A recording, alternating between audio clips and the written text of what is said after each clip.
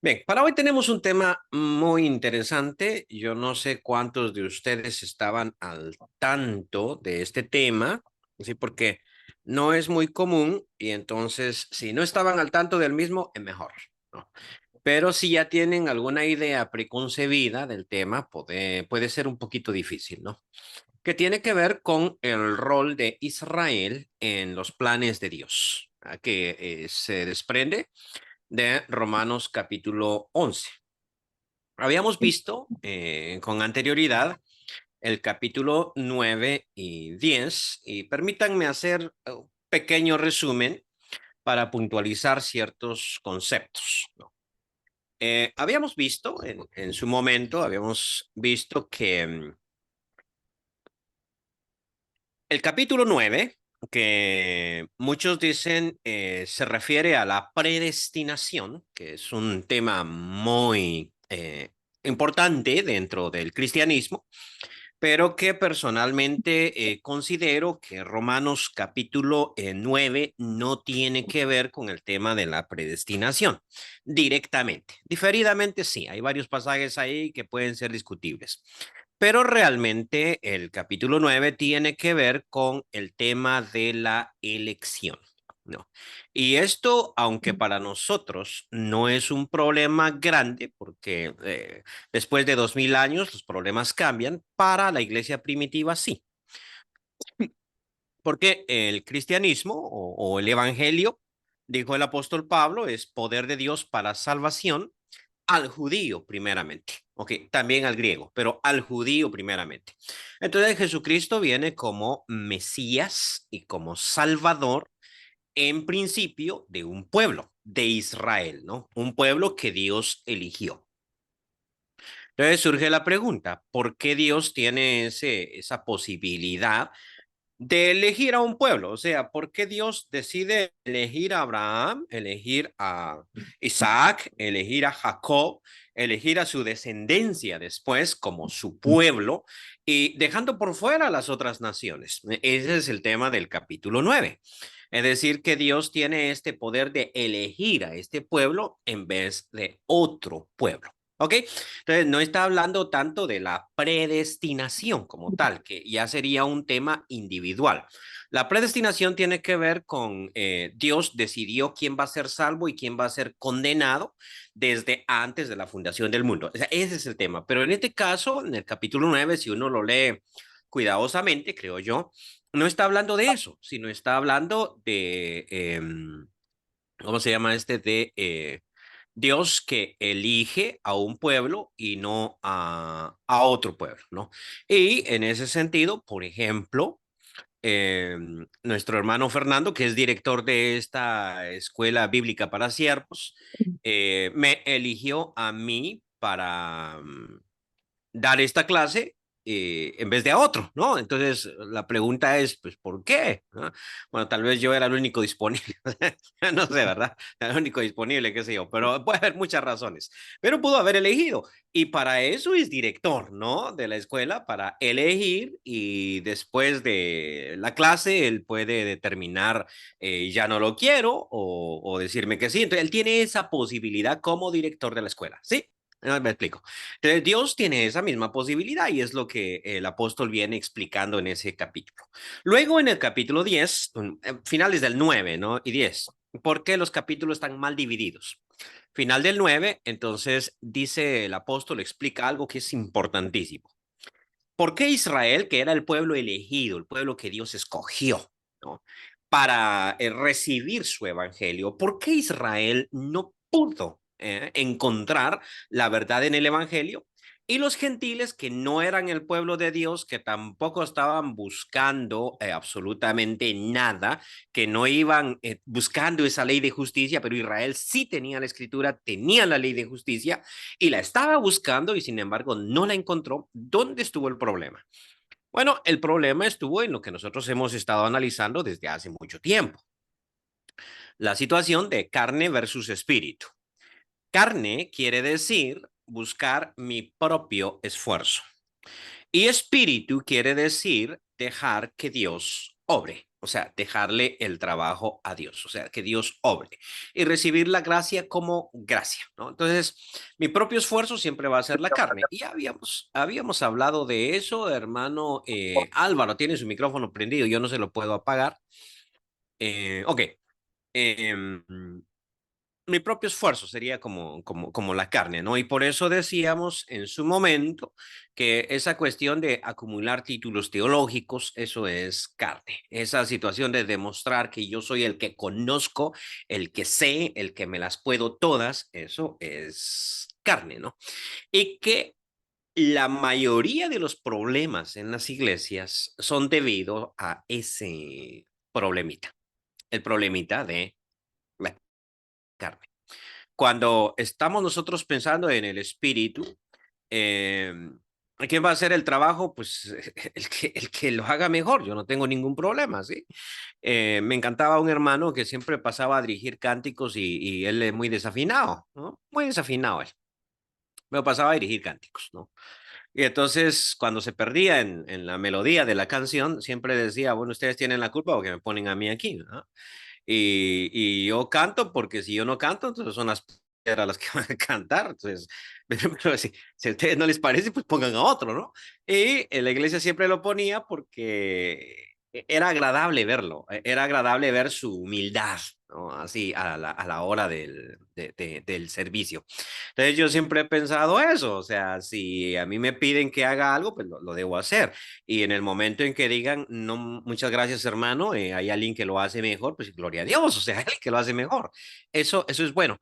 Y entonces, si nosotros vivimos conforme al Espíritu, no tenemos problemas. Por eso es que Pablo le dice a los Gálatas, tengan cuidado con lo que ustedes están haciendo, porque habiendo comenzado con el Espíritu, ahora van a acabar con la carne. Cuidado, que ustedes ya se están mordiendo los unos a los otros. O sea, entramos en competencia, en quién tiene más, en quién mide más. Ok, eso es carne.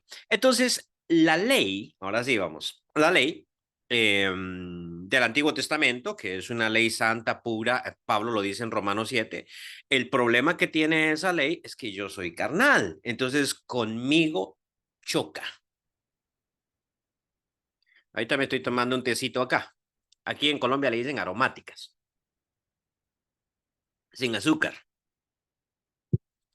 ¿Y qué tiene? Que le eche azúcar, hermano. No tiene nada de malo, pero es que como soy prediabético, entonces sí tiene mucho de malo para mí. Entonces, el problema no está en el té ni en el azúcar que tenga el té, el problema está en mí, que soy prediabético, y eso me hace daño. Entonces, ¿cuál es el problema de la ley? No, la ley no tiene ningún problema. El problema soy yo, dice Pablo, que yo soy carnal.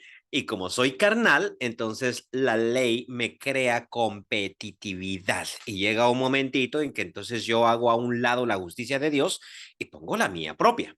Y ese fue el problema de Israel, que no comprendiendo la justicia de Dios, quitándola de en medio y estableciendo la suya propia, entonces no pueden someterse a Dios ni pueden estar bien con Dios, porque Dios tiene cierta, para barajarla un poquito más, ya me estoy pasando un poquito de tiempo en mi resumen, pero si usted quiere llevarse bien conmigo, ese es un ejemplo, más vale que usted me conozca,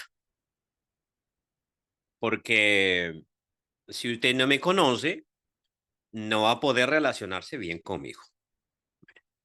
Voy a pintar un par de características que yo tengo. La primera es que soy una persona muy puntual. Si usted ve que en punto arranco la clase. O sea, no tiene que esperar ni un minuto más. Pero espero de usted el mismo nivel de puntualidad. La segunda es que yo soy muy bromista. Así es de que si a usted no le gustan las bromas, no vamos a congeniar muy bien, porque tarde o temprano se va a sentir ofendido, ofendida, ¿no? Y va a decir, no, no me puedo llevar bien con él. Muy bien. Dios, ahora sí, tiene ciertas características. Y esas características nosotros las vemos desde el arranque de las escrituras. Dios es un Dios, en principio, que crea, le gusta crear, crea. Entonces, Él es el alfarero, el barro. ¿no? Con el que él pretende hacer una vasija. Pero, eso es Jeremías capítulo 18 y 19. Pero Israel no se deja modelar, ¿ya? O sea, quiere él ser el mismo, por decirlo así. Israel quiere ser el mismo y no deja que Dios obre en él. Dios le gusta prometer. Le promete a Abraham un hijo. Hablábamos de eso la vez pasada. Y como esa es su característica más interesante en el Pentateuco o en el Génesis, entonces Dios quiere que uno confíe. E igual a nosotros nos ha salvado en esperanza, en promesa. Y le interesa que nosotros creamos en esperanza contra esperanza. Ok, entonces a Dios le encanta que uno confíe en Él al máximo. Y por eso es que no lo bendice inmediatamente, lo bendice en promesa. Entonces, el caso de Abraham, te voy a bendecir, ¿no? Sí, pero Abraham no mira la bendición presente. A Dios le gusta mandar, por eso es que da la ley y quiere que la persona le obedezca, ¿no? Eh, yo mando, tú obedeces, le gusta guiar y que la persona sea guiada, etcétera. Entonces, vamos viendo en la Biblia las características de Dios para acoplarnos a esas características. Y una situación muy interesante que tiene Dios desde el principio es que es un Dios que da gracia. Eso está en los Salmos. Salmo 103, por ejemplo, no nos ha pagado conforme a nuestros pecados, ¿no? Porque clemente es el Señor. Como se compadece el Padre del Hijo, se compadece el Señor de nosotros, a los que le buscamos. Entonces, el Salmo 103 habla mucho de la gracia de Dios y otro montón de salmos van a hablar de eso mismo. Y entonces a un Dios que le gusta otorgar gracia, le gusta que la persona sea agradecida, ¿no? Pero cuando yo pretendo pagar mi propio salario, entonces ahí es cuando yo no soy agradecido. Ponía la semana pasada el ejemplo con aquel profesor que les contaba a ustedes. Muy bien. Entonces, ¿qué pasa con Israel? Que Israel quiere poner su propia justicia y ahí viene el problema. Y también la iglesia podría caer en el mismo problema de Israel al pretender poner su propia justicia. ¿No? Su propia justicia. Es decir, me voy a salvar porque soy un cristiano que asiste a las reuniones todas y entonces estoy buscando mi salvación, aunque sea una obra tonta como esa, podría ser en ese momentito que Dios se sienta ofendido porque Dios quiere salvarme y resulta que yo estoy poniendo para mi salvación. Bueno, cayendo al capítulo 10, y ahora sí vamos a Israel. Ahora, cuando nosotros hablamos de Israel, no tenemos en mente, quiero hablar al moderno Estado de Israel. Es decir, al que ahorita se está agarrando con Irán y con los palestinos. O sea, no estoy hablando del Estado de Israel como tal, sino de la nación de Israel. Y para explicarlo un poquito más, o sea, esto que acabo de decir que suena raro, les voy a contar a ustedes que la mayoría de israelitas están en contra de la fundación del Estado de Israel, por raro que parezca. Y eso, como, ¿por qué? ¿Ah? No voy a entrar a peculiaridades del judaísmo, pero ellos dicen que el Estado de Israel es incorrecto porque es la obra humana y ellos esperan que a la venida del Mesías él establezca el reino de Israel, no que sea un Estado que se forme. Entonces, muchos de los israelitas que viven en Estados Unidos, Argentina y Rusia, por ejemplo, que son los países con más judíos, opinan que el Estado de Israel no es la obra de Dios, por ejemplo. Entonces, no estoy hablando yo del Estado de Israel que ahorita está, sino estoy hablando de la nación de Israel, porque la nación de Israel, los descendientes de Jacob según la carne, como dice Pablo en Romanos capítulo 9, los que son mis hermanos, descendientes de según la carne, ¿no? O sea, todos los israelitas estaban dentro del plan de Dios. Ya, pero ¿por qué ya no están dentro del plan de Dios? Y un último comentario que quiero hacer, ¿no? Con respecto a este tema y que es pertinente, es que yo no sé cuántos de ustedes están relacionados con la perspectiva dispensacionalista, pero dentro del dispensacionalismo se afirma, ¿no? que el israelita, el descendiente de Abraham según la carne, es salvo simplemente por ser descendiente de Abraham. O sea, simplemente por ser israelita ya entró directo para el cielo. No me parece a mí que Romanos defienda esa doctrina, por el contrario, me parece que la contradice igual que el resto de la Biblia. ¿Por qué diríamos que esa doctrina no es correcta? Y esto lo estoy mencionando para que no se malinterprete después, ¿no? ¿Por qué diríamos que esa doctrina es incorrecta? Bueno, porque el Evangelio se predicó, como dice Pablo, el Evangelio es poder de Dios para salvación, Romanos 1:16, a todo aquel que cree, al judío, primeramente, después al griego. Entonces, aunque el judío tiene la preeminencia de ser primeramente el evangelio para él, necesita creer en el evangelio para ser salvo. Dicho de otra manera, no hay salvación sin creer en Cristo y sin confesarlo como Señor. Que si, es lo que Romanos dice, ¿no? Que si creyeres en tu corazón y que si confesares con tu boca que Él es el Señor y creyeres en tu corazón que Dios lo levantó de los muertos, serás salvo. Porque con el corazón se cree para justicia, que es lo que nosotros llamamos salvación pasada, justificación, más con la boca se confiesa para salvación, que es lo venidero. O sea, yo soy justificado, es decir, soy visto como justo de parte de Dios debido a que creí que Dios lo levantó de los muertos, pero seré salvo debido a que lo confieso como mi Señor en los momentos más difíciles. Romanos capítulo 10, versículo 9-10. Bien, volviendo una vez más, entonces, los primeros 3,000 bautizados en Hechos capítulo 2, todos, sin excepción, eran judíos. Si los judíos fuesen salvos por el simple hecho de ser judíos, Pedro les hubiera dicho, varones hermanos, ¿qué haremos? Preguntaron ellos. Pedro les hubiera contestado, ustedes no tienen que hacer nada porque son judíos, ustedes entran directo allá al cielo. Esto que voy a predicar, esto que les acabo de predicar, esto es para los gentiles, no es para ustedes.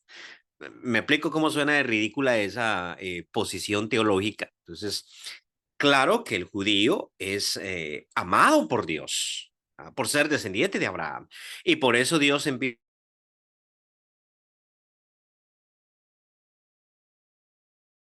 a su Cristo para que muriera por su nación, pero rechazó el mensaje del Evangelio. ¿Por qué? Porque ellos seguían la ley de justicia basado en sus propias obras y cuando viene Cristo y les dice, cuando viene Cristo y les dice, quiero salvarlos, pues eso para ellos es veneno. Alguien me preguntó hace poquito, hola hermano, ¿cómo está? Y yo, pues bien, ¿cómo está espiritualmente? Y yo, ¿qué le importa? Bien, bien, hermano, bien. Y me dijo, es que yo he sabido que usted anda mal. No, pues, bueno, está bien, ¿verdad? Y entonces yo quiero restaurarlo. Eso fue como echarme humo en los ojos, ¿eh? Eso fue como pegarme, como comerme un chile bien picante, ¿no? Porque uno, y claro, ya cuando yo la medito más despacio, digo, no, pues todos tenemos, todos necesitamos un amigo que nos acerque a Dios, o sea, eh, pero a uno le cae mal, o sea, yo no sé, por ejemplo, ustedes si les caería mal el hecho que al verlo yo, ¿qué tal hermano? ¿Cómo estás? Y pues voy a orar por usted para que sea más humilde y se acerque más a Dios y deje la arrogancia, el orgullo. Yo creo que le voy a picar ahí la carne a usted y me va a decir, hermano, perdón, pero este ya me cayó mal.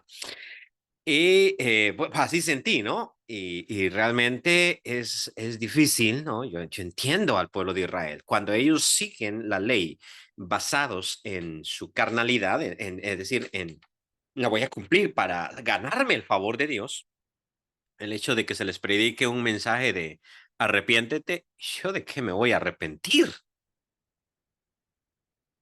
¿Yo de qué me voy a arrepentir, no? Cuando Juan les decía, arrepiéntanse, hagan obras dignas de arrepentimiento, eso dolía mucho, ¿no?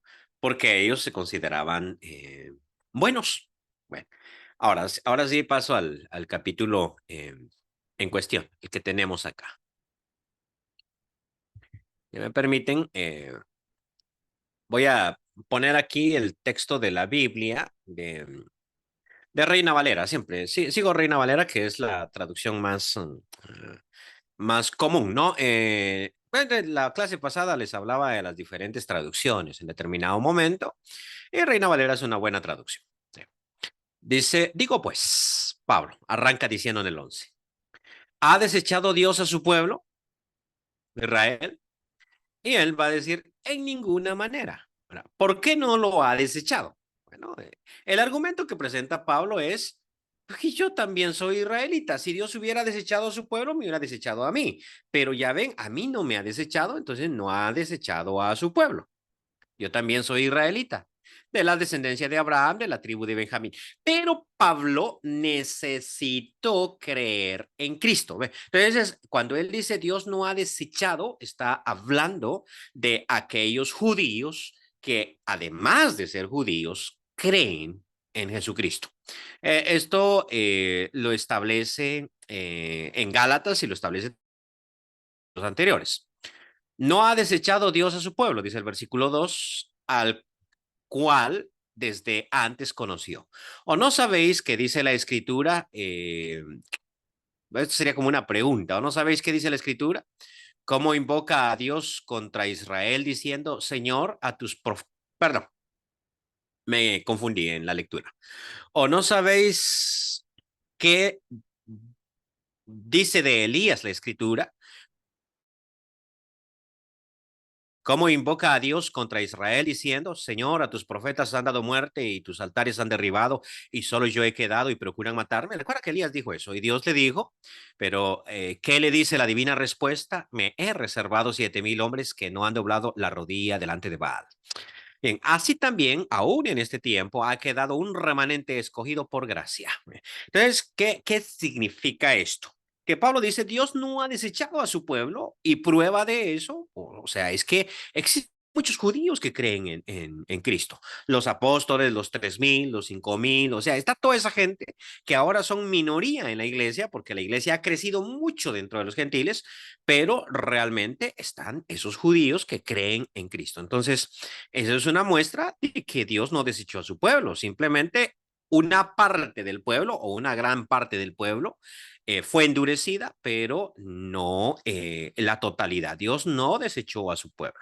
De hecho, sigue leal con su pueblo. Y siempre, dijo él, habrá un remanente de ese pueblo. Hay una iglesia de Cristo, por cierto, que es judía, ¿no? Hoy en día, o sea, hay una iglesia de Cristo en Jerusalén o en Tel Aviv, no sé dónde está exactamente, pero existe una iglesia de Cristo que no es exactamente como la nuestra, pero se parece mucho. Eh, y ha sido reservado, dice él, por gracia. Y este versículo 6 es bien bonito, ¿no? Y si por gracia, ya no es por obras. De otra manera, la gracia ya no es gracia. Y si por obras, ya no es gracia. De otra manera, la obra ya no es obra. O sea, si somos salvos por gracia, entonces no es por obras. Y las dos cosas se contraponen. O sea, son como el agua y el aceite. No se mezclan. Están juntas, pero caliéntelas usted y va a ver que se aborrece. Entonces, así es. Contando una anécdota para que me entienda lo que estoy diciendo acá. Estaba en Bogotá, Colombia, en cierta ocasión y una hermana me dijo, hermano, lo voy a invitar al cine.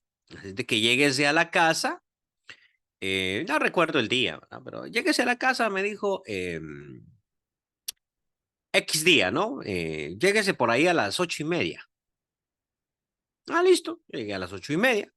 Pensé, bueno, raro esto, ¿no? Pero vamos a ver. Y entonces, pues me puso a lavar su carro. Entonces, ahí está el carro, entonces lávelo, hermano. Pues a lavar el carro, después me sacó jabón y me sacó la cera, tuve que encerarle el carro también, componer todo el carro. Toda la mañana me la pasé con el carro y partecita de la tarde me pasé con el apartamento porque tenía unas llaves que goteaban y podría hacerme ese favor y bye.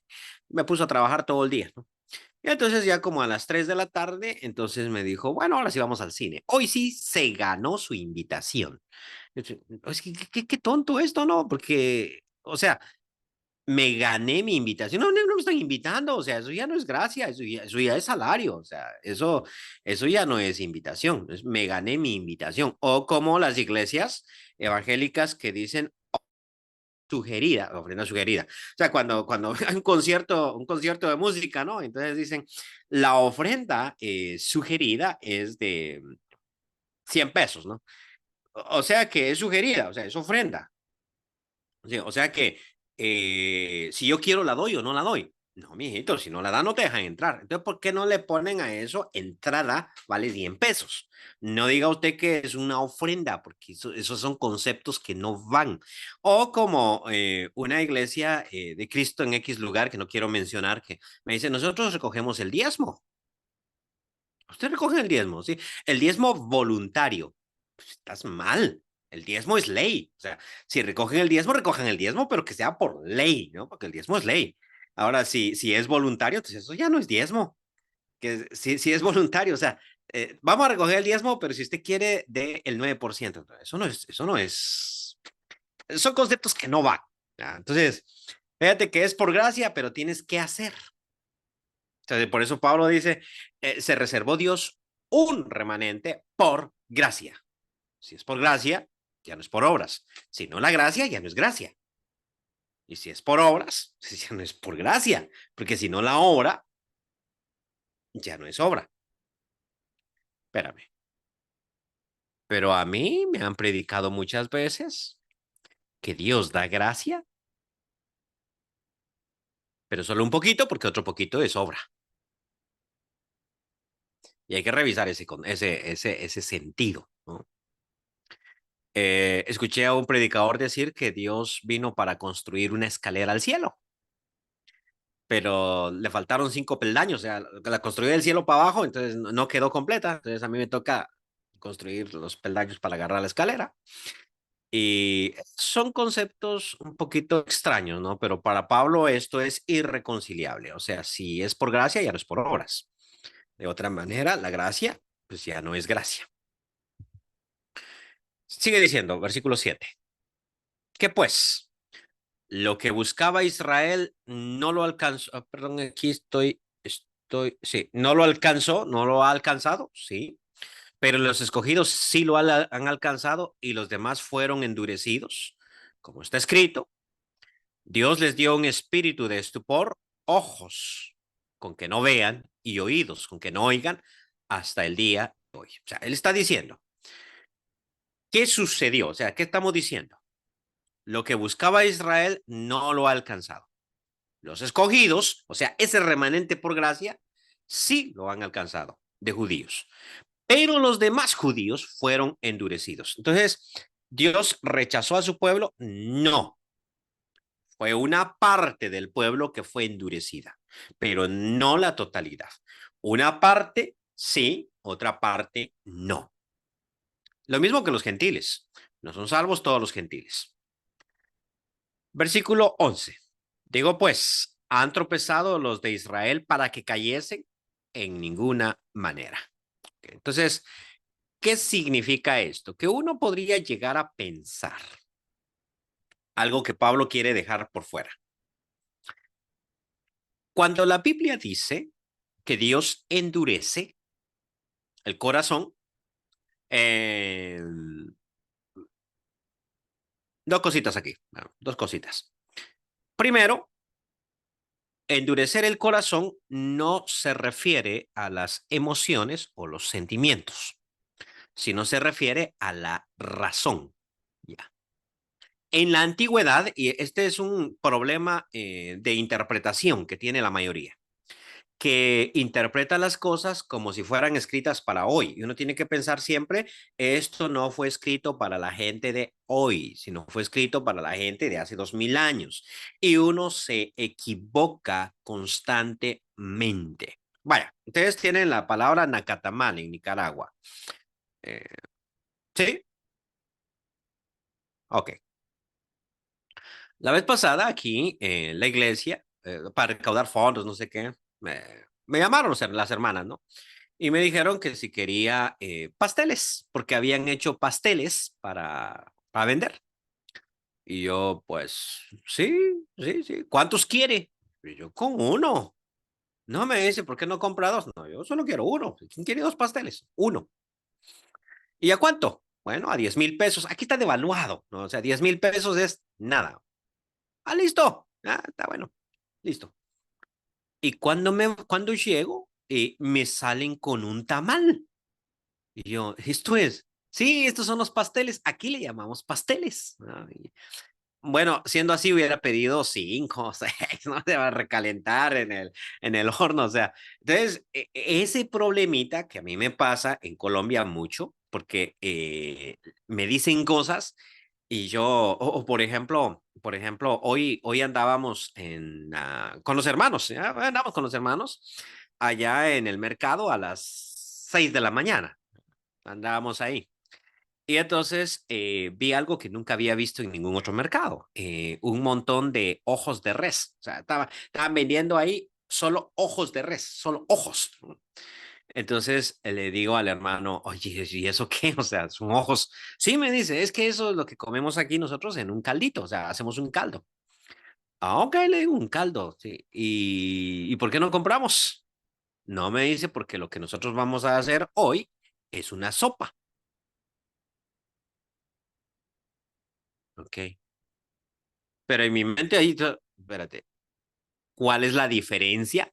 Si me puede explicar entre caldo y sopa, porque yo no, o sea, no he captado. Y el hermano me explicó un montón de cosas ahí y yo todavía quedo en la luna. ¿Cuál es la diferencia? O sea, me dijo, es que eso no se le echa a la sopa, eso es para el caldo.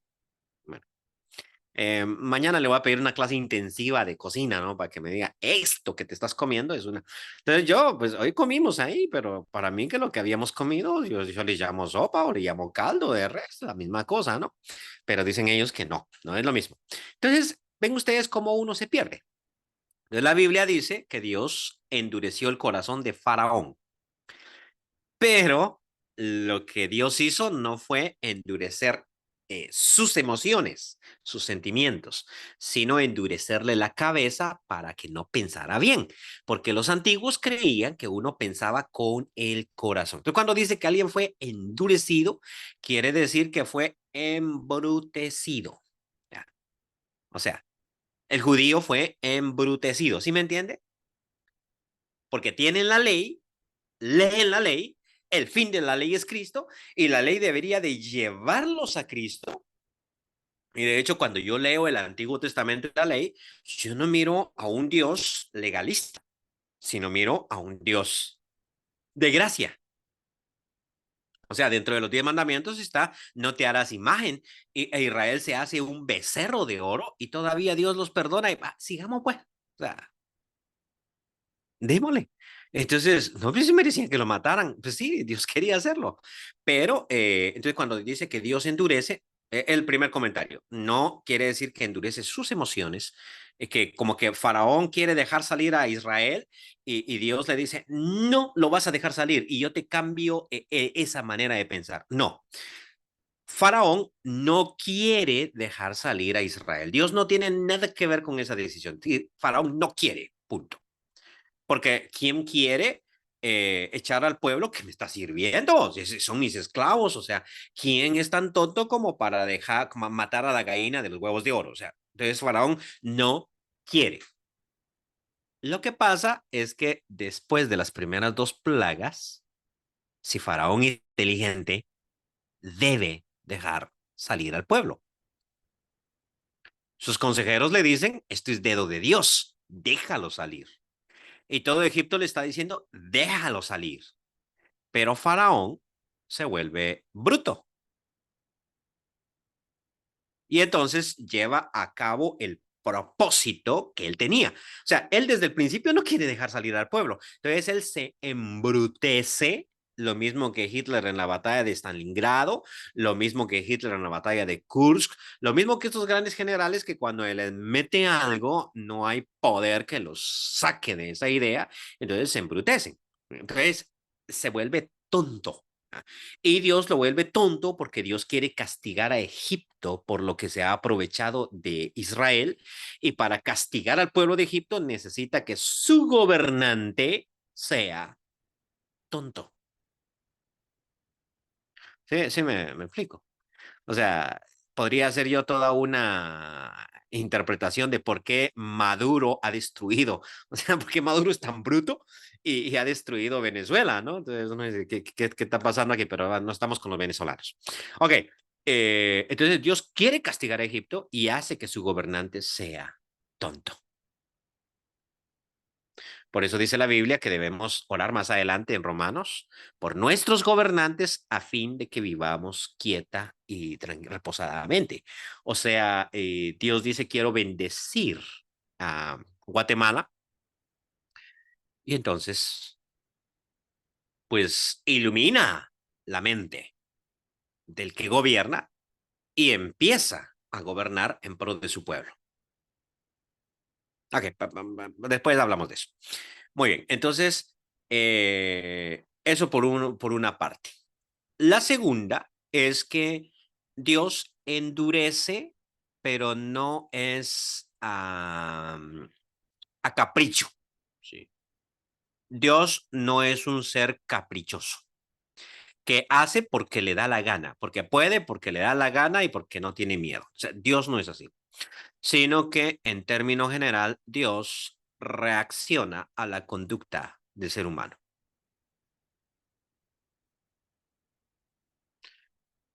Eh, Hay un caso bien interesante en el Antiguo Testamento. ¿Sí? Están los hijos de Eli. Esos muchachos son muy malos. Menosprecian las ofrendas del Señor y tienen relaciones sexuales con las mujeres que velan en el tabernáculo. Sabemos esa historia, ¿no? Hay un momentito en que Eli les llama la atención y les dice, no hagan esto. Y Eli tiene dentro de su discurso una razón muy válida. Si yo peleo contra otro ser humano, los jueces me van a juzgar. Pero si yo peleo contra el juez de toda la tierra, contra Dios, pues, ¿cómo? O sea, ¿cuándo voy a ganar yo? Nunca. O sea, eso es muy tonto. Para contarles, la vez pasada que salí de Nicaragua, la última vez que fui a Nicaragua, salí, me agarraron con un dron en la frontera. Yo no sabía que eso era delito, pero tenía un dron que me habían regalado en El Salvador. Yo no me metí a Nicaragua ni lo encontraron, pero en la salida me lo encontraron, ¿no? Y entonces, pues el policía me encerró ahí y me empezó a interrogar, el mero mero ahí de las manos, ¿no? Claro, policía, miraba bien bravo el señor. Y entonces, pues dan ganas de discutirle, ¿no? Dan ganas de responderle ¿cómo se llama? Ponerme al tú, ¿no? Pero no soy bruto. O sea, no hay forma en que yo pueda ganarle, porque él tiene el poder, yo no. Entonces, lo más astuto y lo más inteligente es ponerse uno humilde. Y yo no sabía. Y en fin, después de un rato me quedaron con mi dron y me sacaron de Nicaragua, ¿no? Entonces, pero uno no es tan tonto para pelear con quien no toca. O sea, usted no se pone a gritarle al árbitro porque lo va a echar, porque tiene todo el poder en ese ratito. Uno no se pelea con el juez. ¿Ah? No sé si estoy explicando en este. Entonces, uno es astuto. Entonces le dice, si tú pecas contra Dios, Dios te va a castigar. Y no tienes a quien pedirle justicia, o sea, estás quieto, estás contra el juez. Pero ellos no escucharon a la voz de su padre, es decir, tenían endurecido el corazón, porque Dios había resuelto hacerlos morir. Entonces Dios los endureció, pero en el caso de ellos, usted lee en la historia, no fue que Dios dijo, ¿sabes qué? Me dan ganas de endurecer a estos, sino que había un algo, o sea, hay algo. Dios endurece al que Él quiere endurecer, pero Él quiere por una razón específica. O sea, Israel queda endurecido, pero hay una razón en ello. Muy bien, sigo leyendo el texto, que si no, no vamos a llegar a final. Eh, Digo pues, versículo 11. ¿Han tropezado los de Israel para que cayesen? En ninguna manera, esto no fue arbitrario. Y tampoco Pablo va a explicar qué pasó. Ya lo he explicado. Ellos seguían la ley y la seguían de manera carnal. Y eso le puede pasar a uno también. Pero por su transgresión vino la salvación a los gentiles para provocarles a celos. Y si su transgresión es la riqueza del mundo y su defección la riqueza de los gentiles, cuanto más su plena restauración, porque a vosotros hablo gentiles, por cuanto yo soy apóstol a los gentiles, honro mi ministerio, por si en alguna manera pueda provocar a celos a los de mi sangre y hacer salvos a algunos de ellos. Porque si su exclusión es la reconciliación del mundo, ¿qué será su admisión sino vida de entre los muertos? Si las primicias son santas, también lo es la masa restante, y si la raíz es santa, también lo son las ramas. Bueno, entonces, no voy a explicar el 15, eso lo voy a dejar para el ratito. Él pasa a explicar este 16. ¿Qué es lo que quiere decir con eso? Pues si algunas de las ramas fueron desgajadas, dice él en el 17, y tú, siendo olivo silvestre, has injertado en lugar de ellas y has sido hecho participante de la raíz y de la rica savia del olivo, no te jactes contra las ramas, y si te jactas, sabe que no sustentas tú a la raíz, sino la raíz a ti. Pues las ramas, dirás, fueron desgajadas para que yo fuese injertado. Bien, por su incredulidad fueron desgajadas. Ok, ahora me contesta aquí.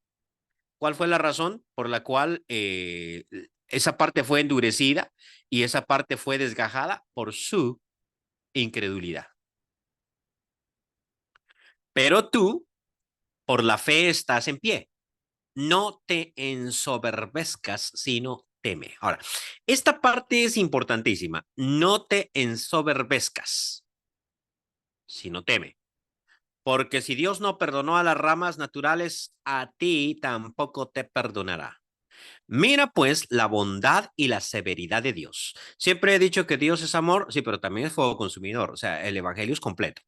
La bondad y la severidad de Dios. La severidad ciertamente para con los que cayeron, pero la bondad para contigo si permaneces en esa bondad, pues de otra manera tú también serás cortado. Y aún ellos, si no permaneciesen en incredulidad, serán injertados, pues poderoso es Dios para volverlos a injertar. Porque si tú fuiste cortado del que por naturaleza es olivo silvestre, y contra naturaleza fuiste injertado en un buen olivo, cuanto más estos que son las ramas naturales serán injertados en su propio olivo, porque no quiero, hermanos, que ignoréis este misterio. ¿Para qué? Importante. Para que no seáis arrogantes en cuanto a vosotros mismos. Arrogantes. Ok, no te ensoberbezcas, sino teme. Y arrogante. ¿Por qué razón? ¿Verdad? Aquí vamos a entrar a este detalle. ¿Por qué razón los griegos, con todo y ser muy inteligentes, fueron endurecidos? Fueron endurecidos. Dice el apóstol Pablo que su necio corazón fue entenebrecido. ¿Se acuerdan? Capítulo 1. Su necio corazón fue entenebrecido. ¿Por qué fueron endurecidos? Se volvieron tontos o se volvieron necios. ¿Por qué? Porque ellos se jactaron. O sea, la jactancia siempre es equivocada. Profesando ser sabios, se hicieron necios. O al profesar ser sabio, se hicieron necios. Yo no sé si usted ha escuchado, pero lamentablemente esto es típico. Teólogos que se vuelven ateos. Pero eso es típico. O personas que han estudiado mucho, que después salen con un montón de disparates. Y curiosamente son famosos por los disparates, ¿no? Y yo lo he visto, o sea, personalmente lo he visto, mucho. Y uno dice, pero, oye, pero ¿cómo es eso? Y llega uno a la conclusión de que el conocimiento es malo. Realmente no. Yo voy a ir en contra de eso siempre. Siempre voy a pensar que el conocimiento es superior a la ignorancia.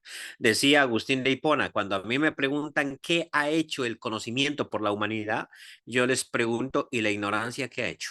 O sea, ¿qué ha hecho por la humanidad? Entonces, la ignorancia no ha hecho nada. Ahora, entonces el conocimiento es bueno.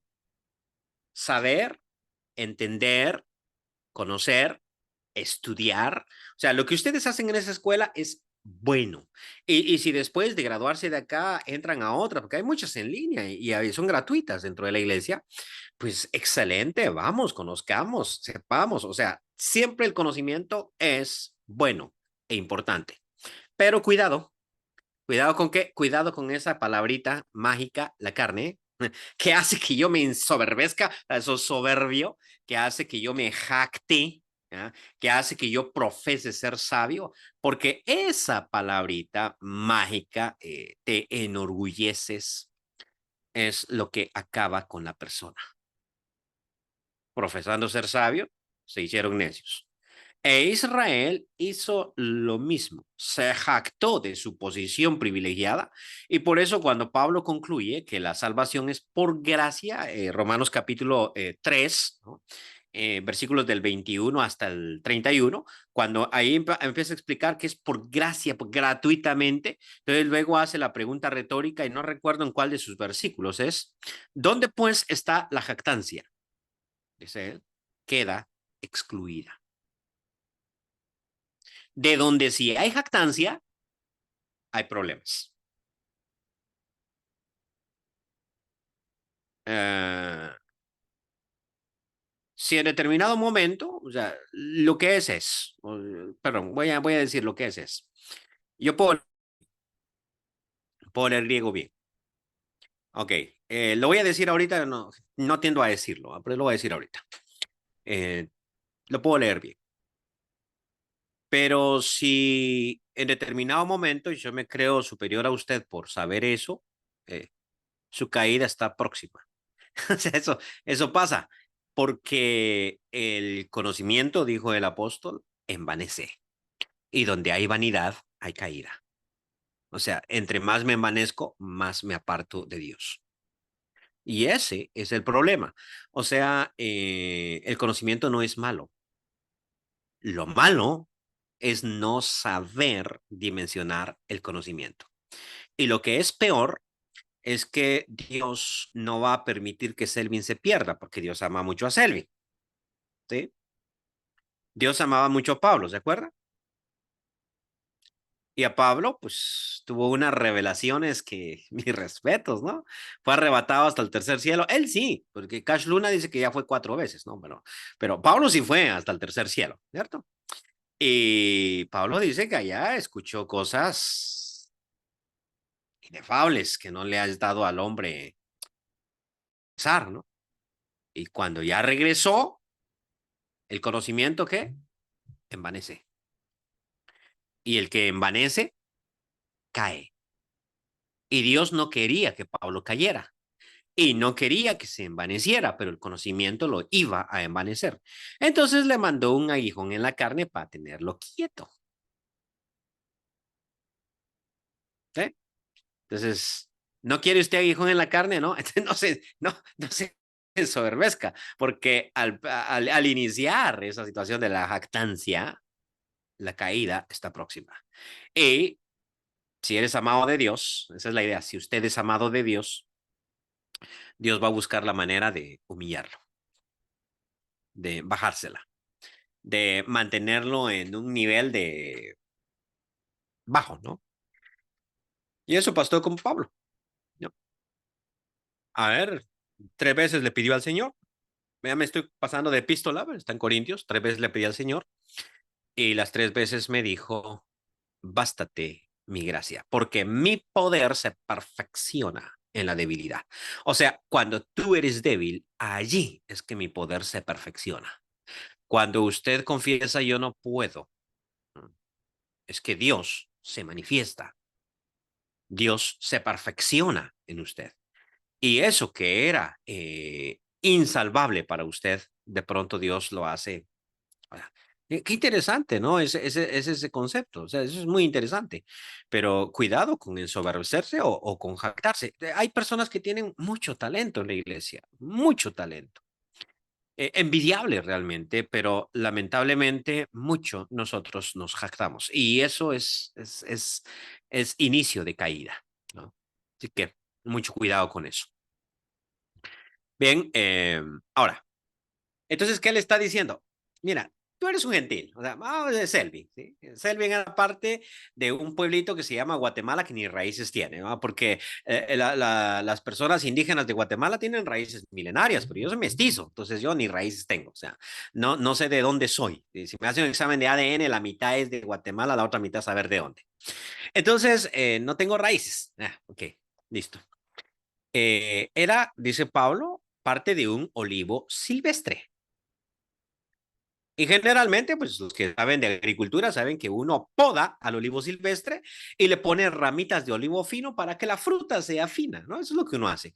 Pero Dios hizo lo contrario. Podó el olivo bueno porque esas ramas, sí, fueron incrédulas. Entonces, cortó a las ramas, pero dejó un remanente. Pablo, los 3000, todo eso en el remanente que dejó ahí. Y a mí, que yo era olivo silvestre, me injertó allí. O sea, qué bonito, ¿no? Contra naturaleza. O sea, quiere decir contra lo que toda la gente hace. Entonces Dios agarra el olivo silvestre y te injertó ahí. Pero una vez que yo estoy injertado ahí, ahora me vuelvo tan orgulloso, o sea, tan soberbio contra el que fue desgajado. Bueno, la vecina tenía una perra negra, ¿no? Ni le daba. Antes los vecinos no le han comido a los perros, ¿no? Pero mi papá es muy buena gente, entonces cuando la perrita llegaba, pues le daba, él le daba desperdicio, no es carne, pero es el desperdicio de la res, o sea, los huesitos que le vende el carnicero, con pellejito y toda la cosa, pues le daba al que le tenía para su perro, pues le daba a la perrita, porque le daba lástima. Y pues la perrita se fue a regalar, se pasó a la casa, ¿no? Lo chistoso es que cuando llegaba la el drago, vete aquí, ¿no? Entonces, eso es bien interesante, ¿no? Que usted es recogida así, pero ahora se cree dueño, ¿no? O sea, se cree dueño. Y eso puede pasar, ¿no? O sea, uno dice, mira, ese israelita, entonces, le dice Pablo, hey, cuidado, pero ¿por qué cuidado? Cuidado, o sea, te estás ensoberbeciendo. Y acuérdate que ellos fueron eliminados por su incredulidad que vino cuando ellos se ensoberbecieron. Acuérdate lo que le pasó a los griegos. ¿Ah? Se volvieron hombres con hombres, mujeres con mujeres, en lascivia, se deshonraron a sí mismos. ¿Y por qué hicieron tanta estupidez?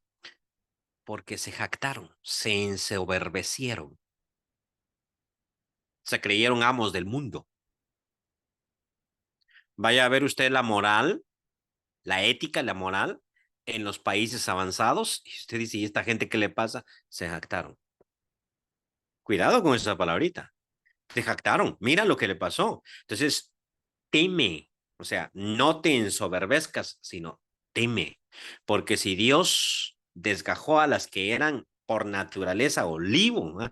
Si tú, le dice, te ensoberbeces y no permaneces en fe, mira lo que te va a pasar. O sea, a veces cuando yo leo cómo eran los fariseos de celosos de la ley, ¿no? El fariseo ayuno 2 veces por día, diezmo de todo, bla, bla, bla, bla, todo eso. Y sin embargo, Dios lo desgajó. Y ahora yo vengo ahí con, hey, yo asisto a todos los cultos, o sea, Dios tiene que estar muy agradecido conmigo, ¿no? Sí, cómo no, o sea, qué bonito, ¿no? O sea, qué soberbia la que te cargas. Y eso es peligroso, eso es peligroso. Entonces, siempre la humildad que nos acompañe. Sigo leyendo.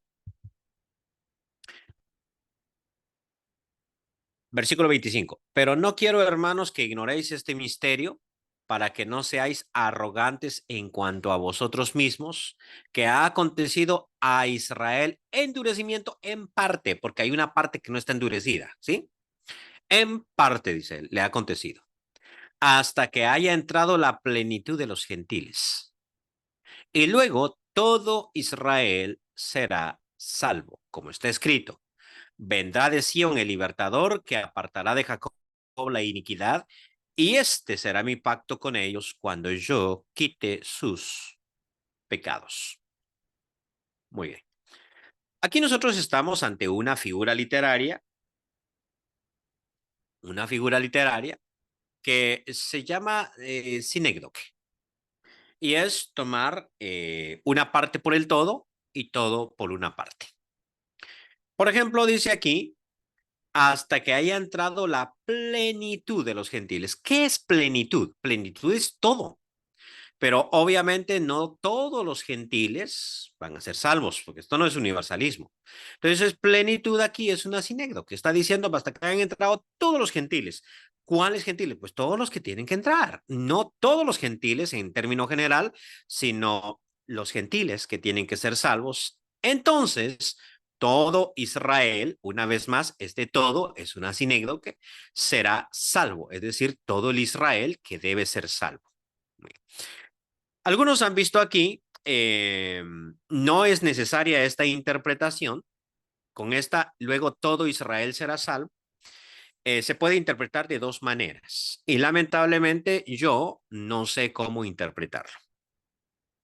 O sea, es uno de esos pasajes donde no estoy seguro, pero se puede interpretar de dos maneras. La primera es pensar en Israel como el Israel de Dios. El Israel de Dios está conformado por parte del Israel carnal, es decir, el remanente, Pablo y los 3000, y los gentiles que han sido añadidos o injertados en el olivo. ¿Recuerdan que tenemos la imagen del olivo, no? Entonces, ese olivo es Israel. Algunos israelitas fueron desgajados de ese olivo que es Israel y unos gentiles fueron injertados en ese olivo que es Israel.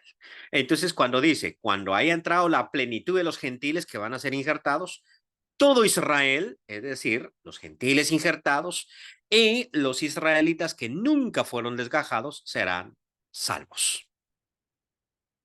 La segunda forma de interpretar este pasaje es que al final de los tiempos, cuando la plenitud de los gentiles haya sido injertada, muchas ramas que habían sido desgajadas serán reinjertadas. Dicho de otra manera, que al final de los tiempos habrá una conversión masiva de israelitas a la iglesia. No sé cuál de las dos interpretaciones es la correcta. Tiendo a pensar en la segunda, es decir, que al final de los tiempos, antes de la venida de Cristo, habrá una conversión masiva de israelitas a la iglesia. Recordemos que los israelitas no son salvos por el simple hecho de ser israelitas, sino que no hay salvación fuera de Cristo. ¿No?